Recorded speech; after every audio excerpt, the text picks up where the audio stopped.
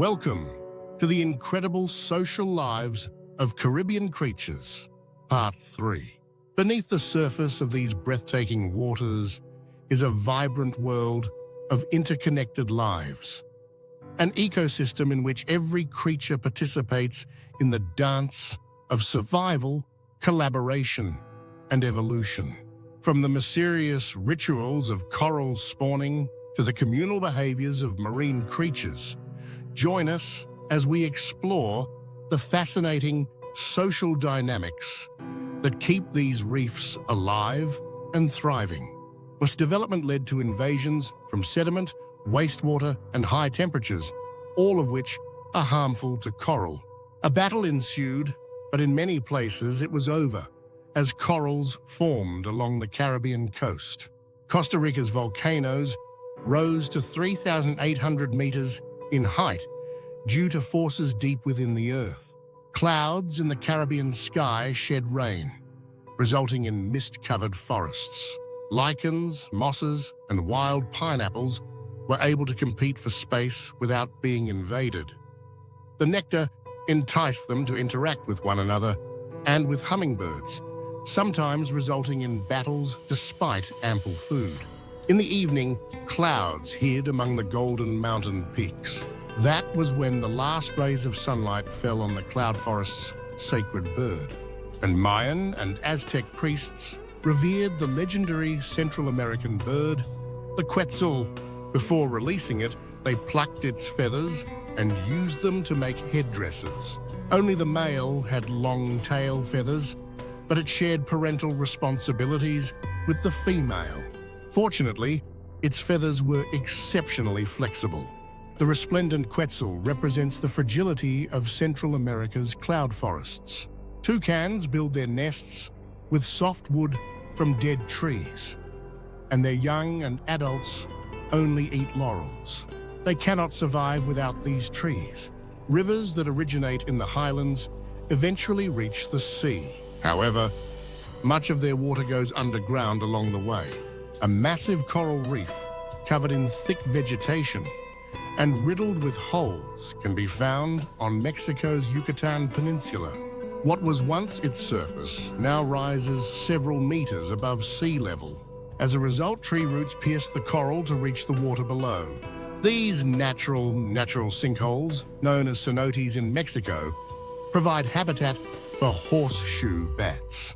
During the windless mating season, martins perch at cave entrances to pass the time rather than guard them.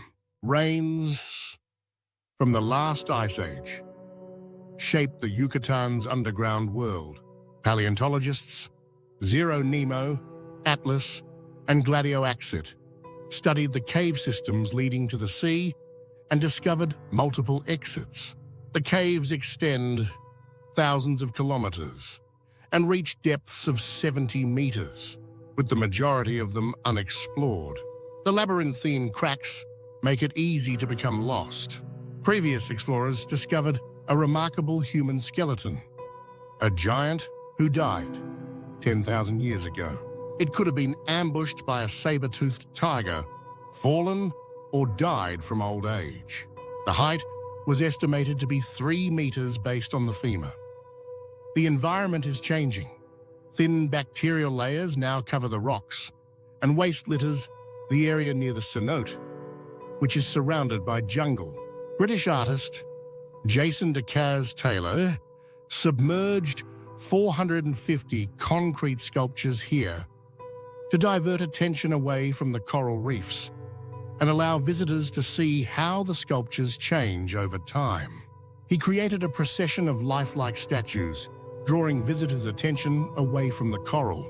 This, however, revealed untreated wastewater leaks from nearby hotels into the sea. At the reef, algae suffocate corals, leaving little space for other life forms. Parrotfish scrape algae from corals, providing temporary relief. Without intervention, algae and sediment will prevail. To find pristine Caribbean coral reefs, one must travel far from human activity. In such areas, iconic species such as staghorn coral thrive, providing shelter for fish looking for food. However, these reefs are not immune to climate change. High temperatures frequently cause bleaching and death. Without pollution, these reefs have a better chance of survival and could become the last stronghold of Caribbean underwater life. Highly specialized species rely on intact coral reefs for survival.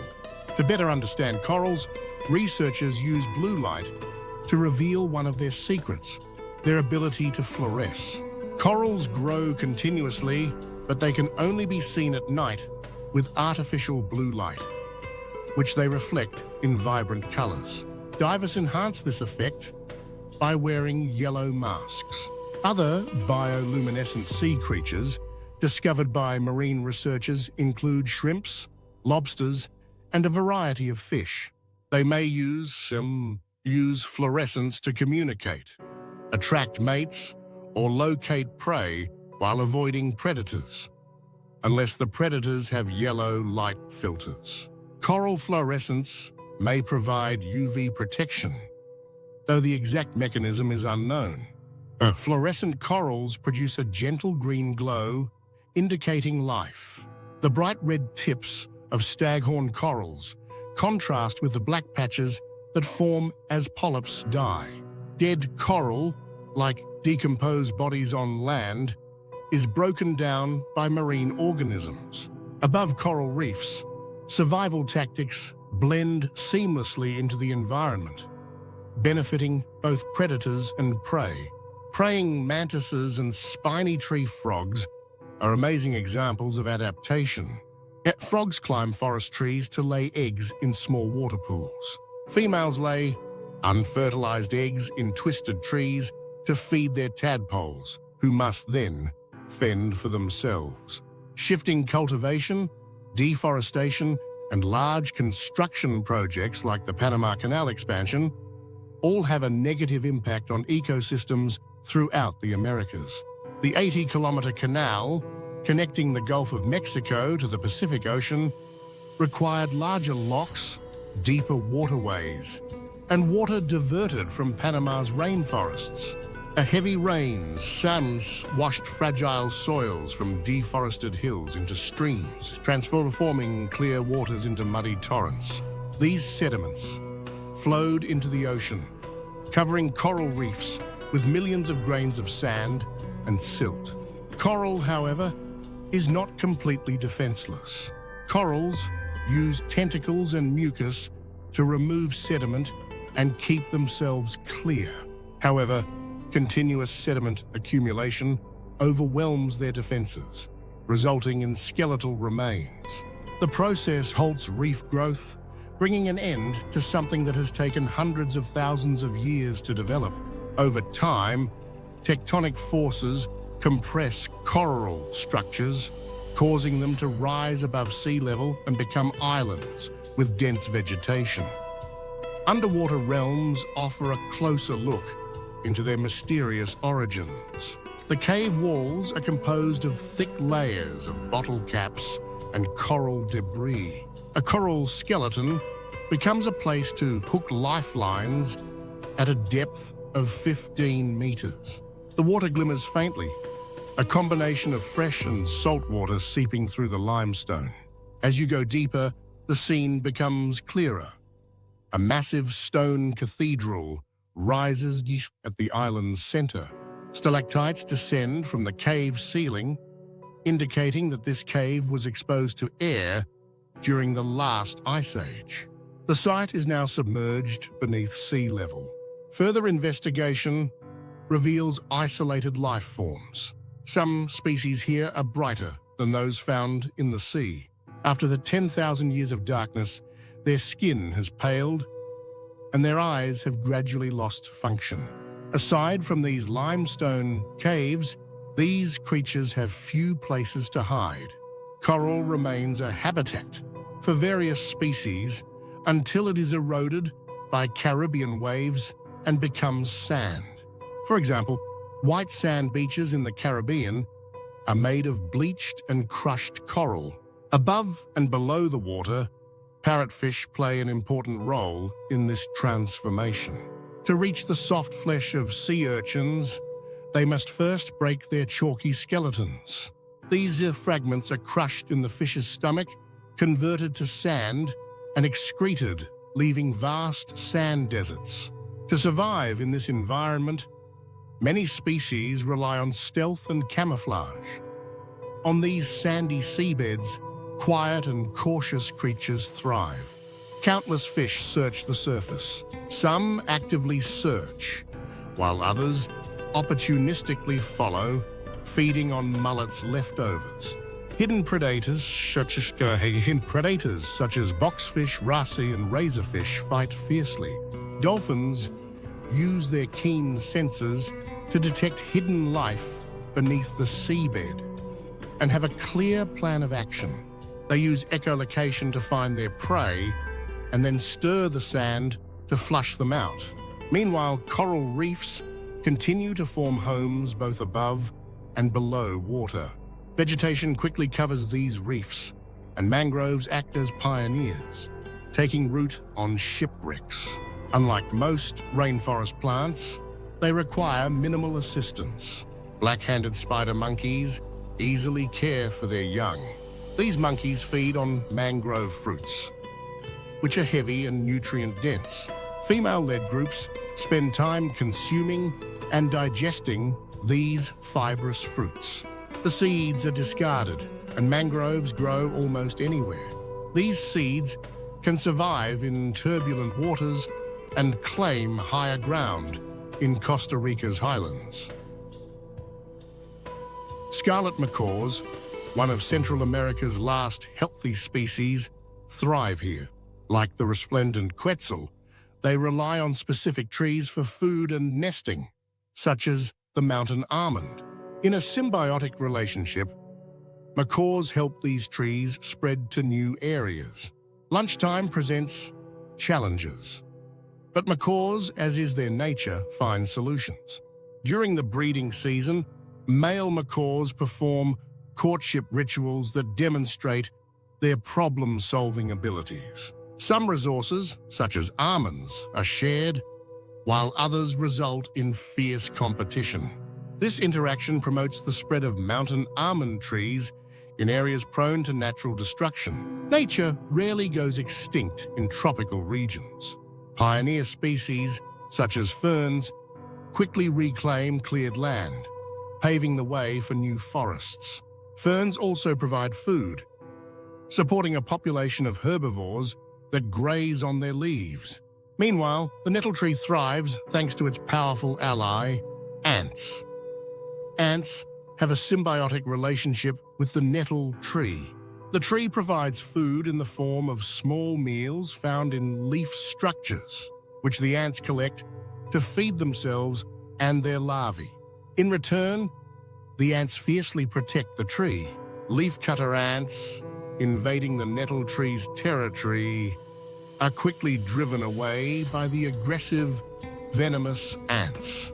Despite their small size, their speed and numbers provide them with an advantage. However, some intruders, such as the three-toed sloth, are more difficult to prevent. Sloths are drawn to the nettle tree's leaves and seeds, and ant bites do not deter them. Female sloths prefer seed-bearing trees because they provide nourishment.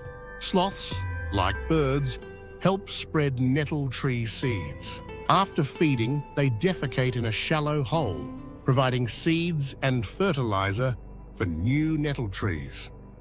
The Panama Canal demonstrates nature's regenerative power. Rainforests have returned 100 years after they were deforested. In less than a century, climbing plants and powerful roots reclaim the land, while mammals aid in seed dispersal. Anteaters and kinkajous are among the pioneer species. Over decades, their efforts have restored much of the biomass, but biodiversity remains limited. It takes thousands of years to fully restore the forest's diversity. Even so, it will never be identical to its pre-clearance state, because evolution never repeats itself.